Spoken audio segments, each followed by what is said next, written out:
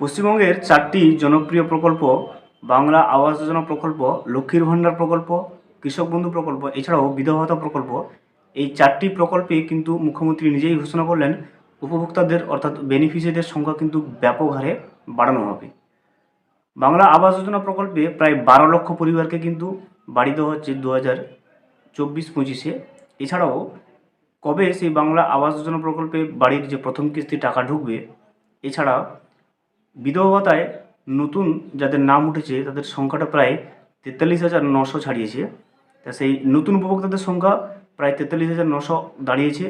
এবং লক্ষ্মীর ভাণ্ডার প্রকল্প নিয়ে খুবই গুরুত্বপূর্ণ একটা আপডেট দিয়েছে মুখ্যমন্ত্রী মমতা বন্দ্যোপাধ্যায় নিজেই। লক্ষ্মীর ভাণ্ডার প্রকল্পে যারা টাকা পাচ্ছে তারা কিন্তু আজীবন এই লক্ষ্মীর ভাণ্ডার টাকাটা কিন্তু পেতে থাকবে, এমনটাই কিন্তু ঘোষণা করলেন মুখ্যমন্ত্রী মমতা বন্দ্যোপাধ্যায়। এছাড়াও লক্ষ্মীর ভাণ্ডারে কিন্তু ব্যাপক হারে উপভোক্তার সংখ্যা বাড়াচ্ছে। এছাড়াও কৃষক বন্ধু প্রকল্পে টাকা কিন্তু কবে ঢুকবে সে বিষয়টাও কিন্তু ক্লিয়ার করেন এবং কৃষক বন্ধু প্রকল্পে নতুন কতজনকে সংযোজিত করেছে সে বিষয়টাও কিন্তু ক্লিয়ার করলেন আজকের এই রিপোর্টে। তো বিস্তারিতভাবে আমরা দেখে নেওয়ার আগে ছোট্ট একটা অনুরোধ, যদি চ্যানেলে নতুন হয়ে থাকেন অবশ্যই চ্যানেলটা সাবস্ক্রাইব করবেন এবং নোটিফিকেশনটা অল করে রাখবেন এই ধরনের সমস্ত আপডেট সবার আগে পাওয়ার জন্য। চলুন আজকের রিপোর্টটা কিন্তু আমরা বিস্তারিতভাবে দেখে নিই। আবাস প্রকল্পে প্রথম কিস্তির বরাদ্দ 15 থেকে 30 ডিসেম্বরের মধ্যে ছাড়ার কথা ঘোষণা করলো রাজ্য সরকার। দেখতে পাচ্ছেন আবাস যোজনা প্রকল্পের বাংলা আবাস যোজনা প্রকল্পের যে প্রথম কিস্তির যে 60,000 টাকাটা সেটা কিন্তু রাজ্য সরকার বেনিফিশিয়ারি বা উপভোক্তাদের অ্যাকাউন্টে 15 থেকে 30 ডিসেম্বরের মধ্যে কিন্তু ছেড়ে দেওয়ার ঘোষণা করলো। একই সঙ্গে বৃহস্পতিবার নবান্নে মুখ্যমন্ত্রী মমতা বন্দ্যোপাধ্যায় ঘোষণা, লক্ষ্মীর ভাণ্ডার প্রকল্পে আরও প্রায় 5 লক্ষ নতুন উপভোক্তাকে যুক্ত করা হয়েছে। তাই দেখতে পাচ্ছেন যে নতুন যারা লক্ষ্মীর ভাণ্ডার প্রকল্পে যুক্ত হয়েছে তাদের সংখ্যাটা হচ্ছে 5 লক্ষ, প্রায় নতুন উপভোক্তাকে যুক্ত করেছে। তো এই নতুন যারা উপভোক্তা যুক্ত হয়েছে লক্ষ্মীর ভাণ্ডার প্রকল্পে তারা কবে থেকে টাকা পাবে দেখুন, ডিসেম্বর থেকে তারাও কিন্তু অর্থ পেতে শুরু করবেন।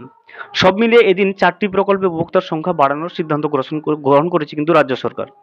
তাহলে দেখুন এই দিন কিন্তু টোটাল 4টি প্রকল্পে উপভোক্তার সংখ্যা কিন্তু বাড়ানোর সিদ্ধান্ত গ্রহণ করেছে রাজ্য সরকার।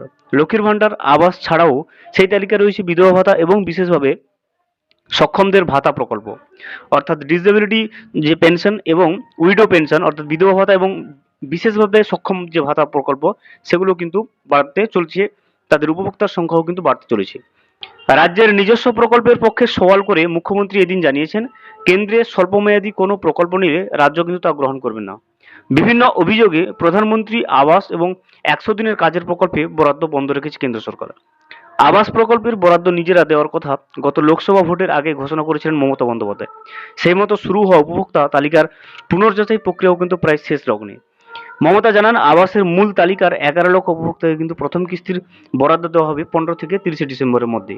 দেখতে পাচ্ছেন আবাস যে তালিকার যে মূল তালিকার 11 লক্ষ উপভোক্তাকে কিন্তু এই প্রথম কিস্তির যে 60,000 টাকাটা সেটা কিন্তু 15 থেকে 30 ডিসেম্বরের মধ্যে কিন্তু দেওয়া হবে। প্রাকৃতিক বিপর্যয়ের কারণে আরও 1 লক্ষ মানুষের বাড়ি তৈরির ওই টাকা দিয়েও কিন্তু দিয়ে দেওয়া হবে। সব মিলিয়ে 12 লক্ষ উপভোক্তা প্রথম কিস্তির টাকা পাবেন।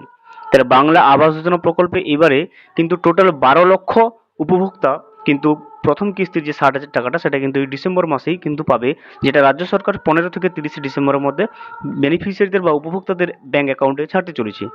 মমতা জানিয়েছেন, 2টি কিস্তিতে বরাদ্দ দেওয়া হবে, ফলে 60,000 টাকা করে মোট 1,20,000 টাকা করে পাবেন প্রত্যেক উপভোক্তা।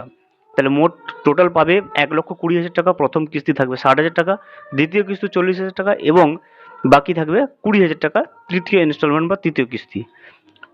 মমতার কথায় রাজ্য 40% টাকা দেয়, তারপরেও প্রধানমন্ত্রীর নামে প্রকল্প কেন হবে? আমি তো আমার নামে কোনো প্রকল্প করিনি। 10 বছর পরে আমি মারা গেলেও কেউ আমার মূর্তি তৈরি করুক তা কিন্তু চাই না। মমতার সংযোজন 3 বছর টাকা দেয়নি, কেন্দ্রের থেকে 24,275 কোটি টাকা পাই। এবার থেকে এই প্রকল্পের নাম বাংলার বাড়ি। তা দেখতে পাচ্ছেন যে প্রধানমন্ত্রী আবাস যোজনার যে নামটা সেটা নতুন করে মমতা বন্দ্যোপাধ্যায় রাখলেন বাংলার বাড়ি। 12 বছরে 50 লক্ষ বাড়ি কিন্তু করে দেওয়া হয়েছে, টাকা আমাদের, নামও কিন্তু আমাদের।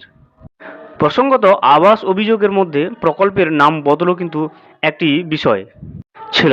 এদিনই সরকারিভাবে সেই নাম বদল ঘোষণা হলো। মমতা জানান, 12 লক্ষকে বাড়ি তৈরি টাকা দেওয়ার পরে আরও 24 লক্ষ উপভোক্তা কিন্তু বাকি থাকবে, তাদেরও দফায় দফায় টাকা কিন্তু দেওয়া হবে।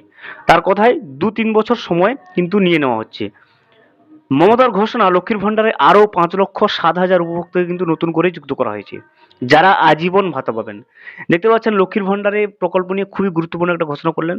টোটাল যা ছিল তার মধ্যে আরও 5,07,000 উপভোক্তাকে কিন্তু নতুন করে যুক্ত করা হয়েছে এবং তারা এই ডিসেম্বর থেকে কিন্তু পেমেন্ট পেতে শুরু করবে এবং তারা কিন্তু যারা লক্ষ্মীর ভাণ্ডারে টাকা পাচ্ছে তারা কিন্তু আজীবন ভাতা পাবেন।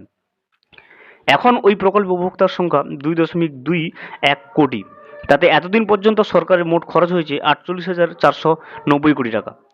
নতুন 5.07 লক্ষের জন্য অতিরিক্ত আরও প্রায় 625 কোটি টাকা খরচ হবে। মমতার কথায় ভোটের কথা মাথায় রেখে অন্যান্য রাজ্য করেছে, কিন্তু তা পেতে গেলে প্রচুর শর্ত পূরণ করতে হয়েছে।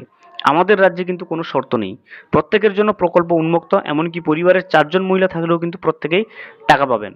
দেখতে পাচ্ছেন যে পরিবারে যতজন মহিলা থাকবে প্রত্যেকেই কিন্তু টাকা পাবেন এবং এই প্রকল্প লক্ষ্মীর ভাণ্ডার প্রকল্পের টাকাটা কিন্তু আজীবন যারা পেয়ে আসছে তারা কিন্তু পেতে থাকবে।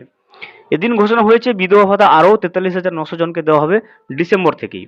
তার যে সমস্ত ব্যক্তিদের নাম বিধবা ভাতার লিস্টে নতুন উঠে এসছে সেই 43,900 জনকে কিন্তু এই ডিসেম্বর থেকেই কিন্তু নতুনভাবে টাকা দেওয়া শুরু করবে।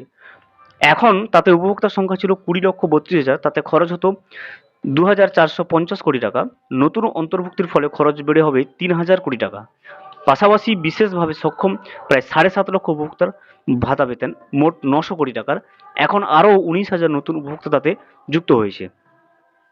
নতুন কৃষক বন্ধু প্রকল্পে প্রায় 1.08 কোটি উপভোক্তাকে একটি কিস্তির 2943 কোটি টাকা বরাদ্দ ছাড়পত্র কিন্তু দিয়েছে রাজ্য সরকার। এখনো পর্যন্ত এই প্রকল্পে এবছর 5,859 কোটি টাকা খরচ করা হয়েছে। 2019 সাল থেকে এখনো পর্যন্ত খরচ হয়েছে 21,134 কোটি টাকা। কৃষকদের মৃত্যুকালীন ক্ষতিপূরণ হিসেবে প্রায় 1.27 লক্ষ উপভোক্তাকে কিন্তু দেওয়া হয়েছে 2,544 কোটি টাকা। মমতার কথায় আমি যা কথা দিই তা কিন্তু রাখি। যদিও আর্থিক পর্যবেক্ষকদের একাংশের মতে আয়ের সীমারেখা ছাড়া সার্বিকভাবে প্রকল্পগুলো কিন্তু চালানো কতটা যুক্তিযুক্ত হচ্ছে ভবিষ্যতের কথা ভেবে তা কিন্তু খতিয়ে দেখা উচিত সরকারের। ভিডিওটি সম্পূর্ণভাবে দেখার জন্য অসংখ্য ধন্যবাদ। এখনো পর্যন্ত যদি চ্যানেলে নতুন হয়ে থাকেন এবং সাবস্ক্রাইব না করে থাকেন, অনুগ্রহ করে চ্যানেলটা সাবস্ক্রাইব করে পাশে থাকবেন।